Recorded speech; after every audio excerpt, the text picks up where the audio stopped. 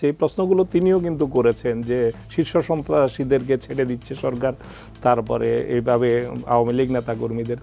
তো ওনার কাছে বোধহয় তথ্য নাই যে শীর্ষ সন্ত্রাসী বলতে ওনারা বা পতিত সরকারের প্রধানমন্ত্রী যাদেরকে মিন করছেন এরকম দুই চারজন যে মুক্তি পায়নি তা না, এরকম। তবে এদের মধ্যে যে সবচেয়ে আলোচিত যে দু একজন মুক্তি পেয়েছে তাদের সাজার মেয়াদ শেষ হয়েছে, এরকমই মুক্তি পেয়েছে আমরা দেখেছি। দুই একটা ব্যতিক্রম থাকতে পারে, সেক্ষেত্রে আমরা বলতে পারি যে বিচার বিভাগের উপর আগের মতো তো সেভাবে নিয়ন্ত্রণটা নাই, এটা স্বীকার করতে হবে। বিচার বিভাগ এখন স্বাধীনভাবে কাজ করছে নতুন প্রেক্ষাপটে। আবার এটাও ঠিক যে আমরা দেখেছি 2 দিন আগেরই সংবাদ যে 600-র মতো আওয়ামী লীগ নেতাকর্মী যারা এই যে 5ই আগস্টের পরিবর্তনের পরে গ্রেপ্তার হয়েছিল এই সন্ত্রাসী কার্যক্রম, দুর্নীতির দায়ে, লুটপাটের দায়ে গ্রেপ্তার হয়েছে, এরকমও কিন্তু 600 জামিনে মুক্তি পেয়েছে। তাহলে তাদেরকেও মিন করেছেন কিনা তিনি, শীর্ষ সন্ত্রাসীরা মুক্তি পেয়ে যাচ্ছে এর মধ্যে তারাও আছে কিনা সেটাও মিন করেছেন কিনা আমি জানি না। আরেকটি কথা উনি বলেছেন, যদিও এটা জামাতের কেউ থাকলে তিনি উত্তর দিতে পারতেন, যে সেই মানবতা বিরোধী অপরাধের বিচার হয়েছে, হয় নাই, এখন আবার বিচার হচ্ছে। এটা আওয়ামী লীগের যে গণহত্যার যে মানে জুলাই আন্দোলনে যে নির্বিচারে গণহত্যা, এত কম সময়ে এত মানুষকে এইভাবে মানে নির্মমভাবে হত্যার ঘটনা কিন্তু সেই মুক্তিযুদ্ধকালেও হয় নাই। আপনি যদি তখনকার রেকর্ডগুলো দেখেন, ফুটেজগুলো দেখেন, যেভাবে আমরা এখন এক একটি ভিডিও ফুটেজ যে আমাদের সামনে আসছে, কি নির্মমতা। আজকে একটা দেখলাম যে তাকে কোপাতে কোপাতে মেরে ফেললো, চলে যাচ্ছিল, মারা গেছে, দেখছি আমরা পড়ে আছে, তারপরে এসে তাকে আবার ঘুরে এসে 2-3 জন মিলে তাকে টুকরো টুকরো করছে, তার পায়ের গোড়ালিটা আলাদা করার জন্য কোপাচ্ছে। মানে এটা সহ্য করা যায় না, মানে নেওয়া যায় না বেশিক্ষণ। এই যে এইভাবে এই নির্মমতার মাত্রাটা কত, গুলি করে মেরেছে। তারপরে আপনি দেখেছেন যে কিভাবে একটা লাশকে এপাশ থেকে ওই পাশে পার করতে গিয়ে কিভাবে ভ্যানের উপর ছুঁড়ে ফেলছে, তারপরে আগুন লাগিয়ে সেগুলোকে আবার পুড়িয়ে দিচ্ছে। এবং সেই ফ্যাসিস্ট সরকারের প্রধান পালিয়ে যাওয়ার পরও 5-6 ঘন্টা পর্যন্ত সাভারে যাত্রাবাড়িতে যে নির্মমতা হয়েছে, এগুলো কিন্তু আমরা 71 দিয়ে এগুলো ঢাকতে চাই। এটাই তো আমি মনে করি মানসিক সুস্থতার জায়গাটাতে 71-এর প্রেক্ষাপট। আর এখানে শুধুমাত্র একটা গদি রক্ষার জন্য, 71 তো একটা রাষ্ট্র পাওয়ার জন্য সেখানে ঘটেছে। হ্যাঁ, আমি এখানে জামাতের দায় নাই, আমি এই কথা ডিফেন্ড করছি না, কিন্তু সেইটাকে দিয়ে এটা জাস্টিফাই করা যাবে? এখন এই যে জুলাই আগস্টে যা ঘটলো, একটা গদি, একটা চেয়ার রক্ষার জন্য মানুষকে, দেশের মানুষকে এইভাবে হত্যা করা যায় নির্মমভাবে? তো এই জায়গাগুলো আমাদের আসলে এই যে সব কিছুতে আমরা জাস্টিফাই করার যে আমাদের মানসিকতা, একটা দিয়ে আরেকটাকে জাস্টিফাই করার যে মানসিকতা, এই জায়গা থেকে যদি আমরা বেরিয়ে না আসতে পারি, এই ধরনের ঘটনাগুলোর কিন্তু পুনরাবৃত্তি ঘটবে। এবং আপনি যে কথাটি বলছেন যে আমাদের যে অস্থিরতার জায়গাটা, এটা বাংলাদেশে নতুন, এখন একটা সময় মানুষ কোথাও মানে একবার স্বাধীনভাবে নিঃশ্বাস নিতে পারে নাই, কথা বলতে পারে নাই। এখন সবাই একযোগে তাদের যে এই 15 বছরের বঞ্চনার জায়গাটা, বৈষম্যের জায়গাটা, অপ্রাপ্তির জায়গাটা, ক্ষোভের জায়গাটা, এগুলো যখন সব একসাথে তারা মানে প্রকাশ করতে চাচ্ছে, তখন কিছুটা তো সমস্যা হচ্ছে।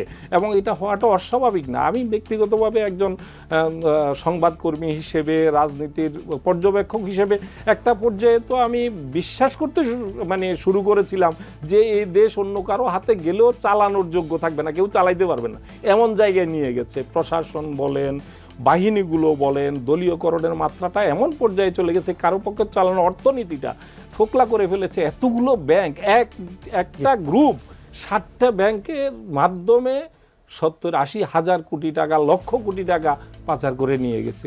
27 লক্ষ কোটি টাকা, 28 লক্ষ কোটি টাকা যে দেশ থেকে পাচার হয়ে যায়, সে দেশটা যে এখনো 6 মাস চলছে, আমার কাছে এটাই মিরাকল মনে হয়।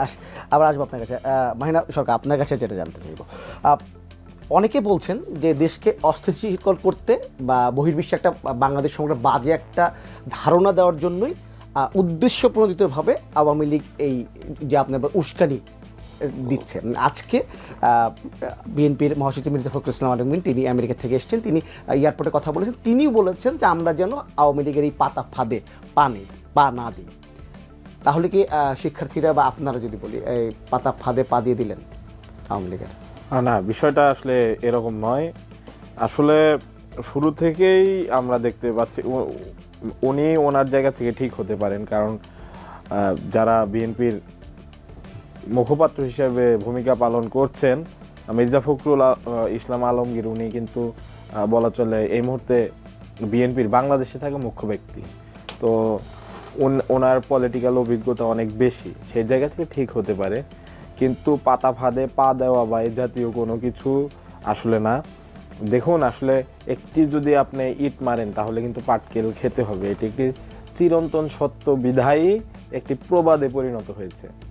তো ফ্যাসিস্ট আওয়ামী লীগ আসলে কিন্তু এই যে আগুনে ঘি দেওয়া সেটি কিন্তু দিয়েছে। হাসিনা কিন্তু সে ফেসবুকে লাইভে এসে অডিওতে বিভিন্ন কথা শুনিয়েছে যেগুলো আসলে উস্কানিমূলক, এই দেশকে অস্থিতিশীল করার একটি চক্রান্ত বা ষড়যন্ত্র।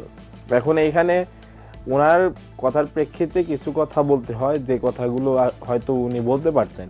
সেগুলো হলো বাংলাদেশে থাকা কিছু গণমাধ্যম বা বাংলাদেশে বিভিন্ন থাকা বিভিন্ন বিদেশি গণমাধ্যম, তারা আসলে বিভিন্ন সময় দেখা গেছে নিউজ করার ক্ষেত্রে বা হেডলাইন করার ক্ষেত্রে এমনভাবে নিউজ করে যে এটি আসলে ন্যারেটিভটা সেই আওয়ামী লীগের ন্যারেটিভের সাথে মিলে যায়।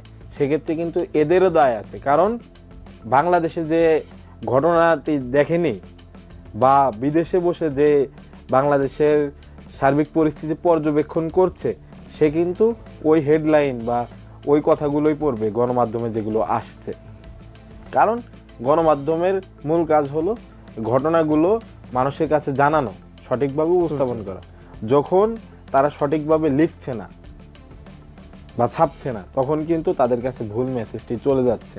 তো সেক্ষেত্রে কিছুটা দায় গণমাধ্যমের নিতে হবে। এখানে স্টুডেন্টদের বা সাধারণ জনতার কিন্তু এখানে কোনো ইন্টারেস্ট নেই বলে আমরা মনে করি। কারণ যদি শিক্ষার্থী বা সাধারণ জনগণের অধিকার সম্বলিত কোনো কথা হয়, তখন কিন্তু তারা ঝাঁপিয়ে পড়ে। এখন ফ্যাসিস্ট হাসিনা ফ্যাসিস্ট কেন? ফ্যাসিস্টের ভূমিকা হলো সে ফ্যাসিস্ট হয় এই কারণে যে তারা অধিকার কেড়ে নেয়। হাসিনা আমাদের মানবিক অধিকারগুলো কেড়ে নিয়েছিল। ঠিক সেই জায়গা থেকে হাসিনা যখন এখন এসে আবার ফেসবুক লাইভে বক্তব্য দেয় এবং সেটি আবার গণমাধ্যমে প্রচারিত হয়, তারা আপডেটও প্রকাশ করে, তখন কিন্তু এটি ভয়ঙ্কর। কারণ এইখানে গণমাধ্যমে যে সংস্কার হওয়ার কথা ছিল সেটি কিন্তু হয়নি। সেই জায়গা থেকে আমি মনে করি যে মির্জা ফখরুল ইসলাম আলমগীর উনি যে কথা বলেছেন ওনার জায়গা থেকে সঠিক হতে পারে, তবে আমি মনে করি ওনার বক্তব্য পুরোপুরি বাংলাদেশের অবস্থাকে প্রকাশ করে না। শেখ হাসিনার বক্তব্য কিন্তু মূল ধারার কোনো গণমাধ্যমে আসেনি, আসছে কি? মূল ধারার গণমাধ্যমে আসেনি, তবে মূল ধারার দু একটি অনলাইন পোর্টাল বা বিভিন্ন জায়গায় কিন্তু প্রচার করা হয়েছে যে হাসিনা গণমাধ্যমে আমরা হাসিনা বক্তব্য দেবে বা এই জাতীয় কিছু আমরা কিন্তু দেখেছি ফেসবুকে বা ইউটিউবে। আপনি সামাজিক যোগাযোগ মাধ্যম, সেখানে শুধু সামাজিক যোগাযোগ মাধ্যম বললে ভুল হবে, সেগুলো কিন্তু রেজিস্ট্রি করা বিভিন্ন পোর্টাল আর কি। আচ্ছা, এম আব্দুল্লাহ, আপনাকে শুরু করো, 2 মিনিট করে সময় পাবো আমরা একটু। আমি যদি একদম শেষ করি, মানে এই মুহূর্তে এই যদি বর্তমান পরিস্থিতি সবকিছু মিলে এখন আসলে সরকারের ভূমিকাটা কি হওয়া উচিত? সরকারের ভূমিকা এখন যা হওয়া উচিত সেটা আমি মনে করি একটু দেরিতে হলেও সরকার আইন শৃঙ্খলার উপর যে নিয়ন্ত্রণটা সেটা নেওয়ার চেষ্টা করছে, এটা একটা আমি মনে করি ভালো দিক। দ্রব্যমূল্যের জায়গাটাতে মানুষের মধ্যে অস্বস্তি আছে, এই অস্বস্তির জায়গাটা নিয়ে কাজ করা, বিশেষ করে আগামী সামনে রমজান মাসের যাতে পণ্যমূল্য নিয়ে মানুষের মধ্যে একটা স্বস্তির জায়গা থাকে, এই বিষয়টাকে সরকারকে সবচেয়ে বেশি এই মুহূর্তে গুরুত্ব দেওয়া উচিত। কারণ এখন থেকে মাত্র 20 দিনের মাথায় রমজান মাস শুরু হচ্ছে। রমজান মাসের কিছু কিছু পণ্যের উল্লম্ফন, এটা আমাদের দেশে ট্র্যাডিশন হয়ে গেছে এবং আমাদের কিছু অসাধু ব্যবসায়ীও সুবিধা নেওয়ার চেষ্টা করে। এই দিকটাতে খুব বেশি করে নজর দেওয়া উচিত।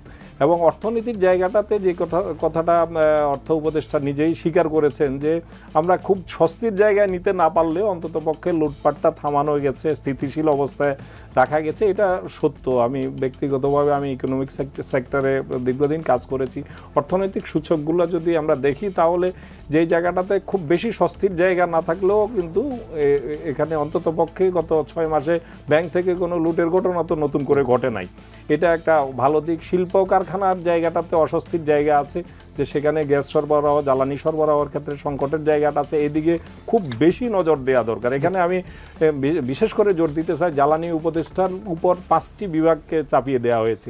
তাকে তার মাথার উপর থেকে বোঝাটা কমিয়ে তাকে বিশেষভাবে জ্বালানি ডেডিকেটেড একজন অ্যাডভাইজার হিসেবে যদি করা হয়, আমি মনে করি জ্বালানির দিকে খুব বেশি নজর দেওয়া দরকার। আগামী দিনের আমাদের সংকটের জায়গাটাতে মানুষকে ভোগাবে এই জ্বালানির জায়গাটা, এটা আমি একটা গুরুত্বপূর্ণ দিক আমি মনে করি। অন্যান্য রাজনৈতিক চ্যালেঞ্জ, নির্বাচনী সংস্কারের চ্যালেঞ্জ, এগুলো তো আছেই। এগুলোর জায়গাটাতে মূলত ঐক্যমতের জায়গাটা যতটা প্রত্যেক পক্ষকেই, সকল পক্ষকেই কিছুটা উদারতার জায়গাটাতে সবচেয়ে যে বিষয়টি মাথায় রাখতে হবে, কোনোভাবেই নিজেদের মধ্যে বিভাজনটাকে বাড়িয়ে যাতে ফেসিবাদ, পতিত ফেসিবাদকে ফেরার কোনো পটভূমি যাতে রচিত না হয়, এই বিষয়ে আমি মনে করি আমাদের চাইতে অনেক অনেক বেশি আমাদের রাজনৈতিক নেতৃত্বের প্রজ্ঞা, অভিজ্ঞতা, দূরদর্শিতা, এগুলো সবই তাদের আমাদের চাইতে অনেক অনেক গুণ বেশি। সুতরাং তাদের প্রত্যেকটি বক্তব্য সব কিছুই তাদের কৌশল থাকবে, রাজনৈতিক কৌশল থাকবে, ভিন্নমত থাকবে, আদর্শের বিভাজন থাকবে, কিন্তু এই জায়গাটা যাতে কোনোভাবেই যাতে তাদের পতিতদের ফেরার কোনো পটভূমি যাতে তৈরি করে না দেয়, এই দিকটাতে খেয়াল রেখে যদি আমরা পা ফেলি তাহলে সবচেয়ে বেশি আপনার কাছে আব্দুল্লাহ যেমন বলছিলেন, রাজনৈতিক দলগুলোর একটা ঐক্য বা কথাবার্তা একটু সাবধান হতে হবে। আগামীকাল প্রধান উপদেষ্টার সঙ্গে বিএনপি কথা বলবে বর্তমান পরিস্থিতি নিয়ে। বর্তমান পরিস্থিতিতে রাজনৈতিক দলগুলোর কি ভূমিকা আপনি দেখতে চান? দেখুন, রাজনৈতিক দলগুলোর যে আসলে কনস্ট্রাকটিভ ভূমিকা হওয়ার কথা ছিল, সেই জায়গা থেকে আমার কাছে মনে হয়েছে অনেকাংশে, এটা আমি ব্যক্তিগতভাবে মনে করি যে আসলে এই আন্দোলনে আসলে কার কত ভূমিকা বা পূর্বে কে কত নির্যাতিত হয়েছে, এগুলো প্রমাণ করে আসলে মানুষের সিম্প্যাথি আদায়ের যে একটি সংস্কৃতি বাংলাদেশে বরাবর ছিল, সেই দিকে তারা আসলে ঝুঁকছে। এবং একই সাথে তারা বারবার নির্বাচন যতটুকু উচ্চারণ করছে